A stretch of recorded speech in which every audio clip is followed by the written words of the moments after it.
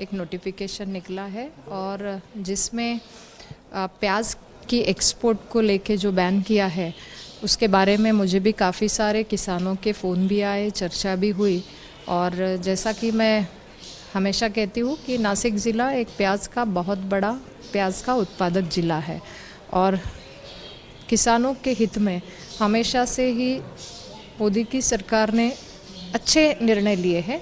लेकिन कल का जो निर्णय हुआ है उस बारे में मैंने स्वयं केंद्रीय मंत्री पीयूष जी गोयल उनकी भेंट भी की, उनको पत्र भी दिया, उनसे चर्चा भी हुई। उस चर्चा में ज़रूर माननीय केंद्रीय मंत्री पीयूष जी ने डिटेल में चर्चा भी की है और उन्होंने कहा है कि ज़रूर इस पे हम सोच विचार करेंगे और सरकार इसको सकारात्मक से देखती भी है और हमेशा से ही किसानों के हित में इसके पहले ही जो निर्णय लिए हैं प्याज की, चाहे वो लाल प्याज की खरीद हो, मैक्सिमम प्रोक्योरमेंट हो, या जब पिछली बार निर्यात बंद थी तो खुली करना हो, निःशुल्क निर्यात प्याज की हो, इस बारे में सरकार ने लगातार प्रयास किए हैं।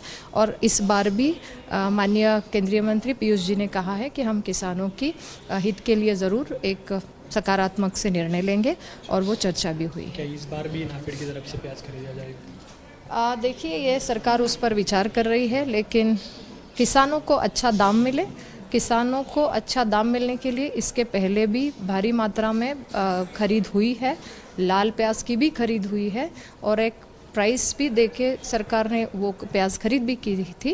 मुझे लगता है सरकार इसमें ज़रूर कुछ ना कुछ हल निकालेंगे और फिर एक बार किसानों के हित में ये निर्णय भी होगा। कुछ लोगों का कहना है कि जो चुनाव है उसको नजर रखते हुए ये निर्णय लिया गया है, क्या कहेंगे?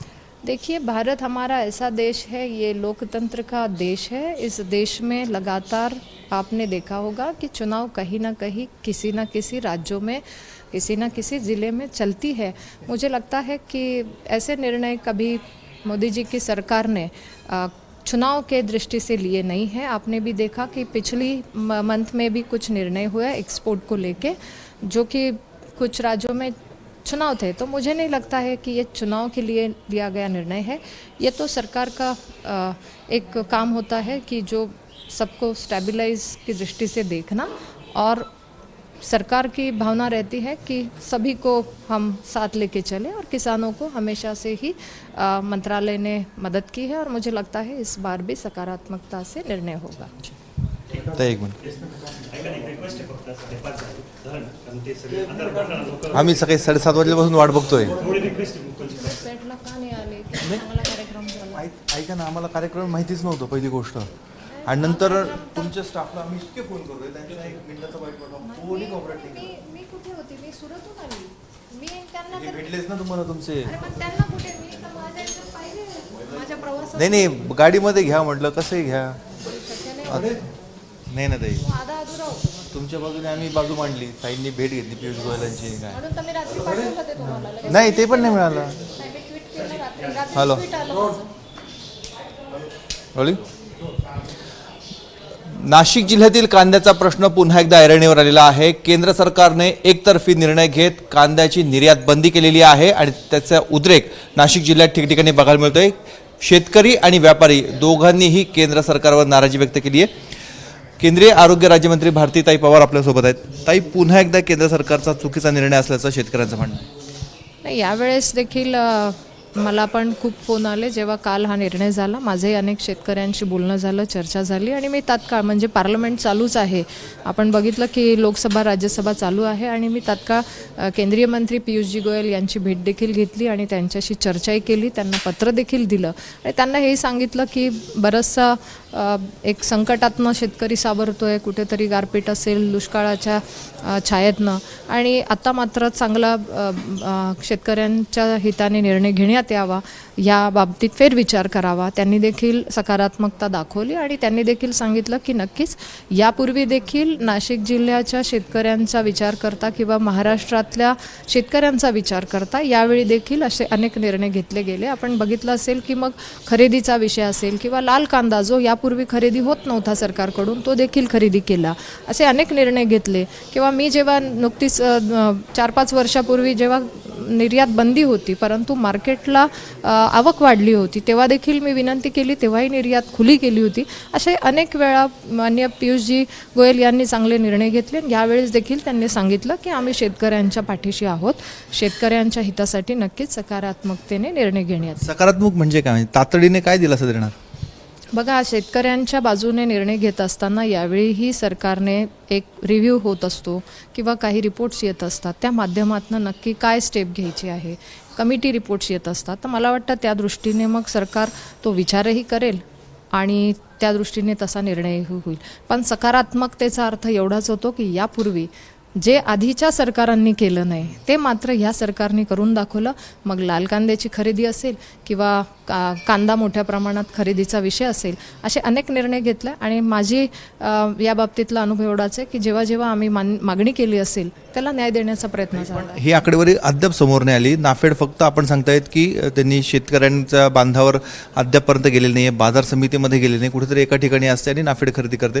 सर्व शेतकऱ्यांना लाभ नाही मिळते, मोजके शेतकऱ्यांना लाभ मिळतोय. नाही, या बाबतीतच आपण म्हटल्याप्रमाणे मागे एक मीटिंगही झाली होती. त्या एजन्सीच्या अधिकाऱ्यांनाही आपण बोलवलं होतं आणि त्यांनाही सांगितलं होतं की तिथे जनजागृती झाली पाहिजे किंवा शेतकऱ्यांना कळलं पाहिजे. त्या दृष्टीने तिथे मार्केट कमिटीत बॅनर लावण्याचा विषय असेल किंवा मग शेतकऱ्यांना मेसेज पाठवण्याचा विषय असेल आणि त्या दृष्टीने ही जी खरेदी झाली ती मॅक्झिमम या जिल्ह्यातनं झालेली आहे. माझ्याकडे शेतकऱ्यांचे फोन पण येतात की आमच्याकडे खरेदी झाली आहे किंवा त्यांच्या बिलांच्या बाबतीतला विषय येतो, तर ती बिलंसुद्धा देण्यासाठी मध्यंतरी थोडा वेळ विलंब झाला होता.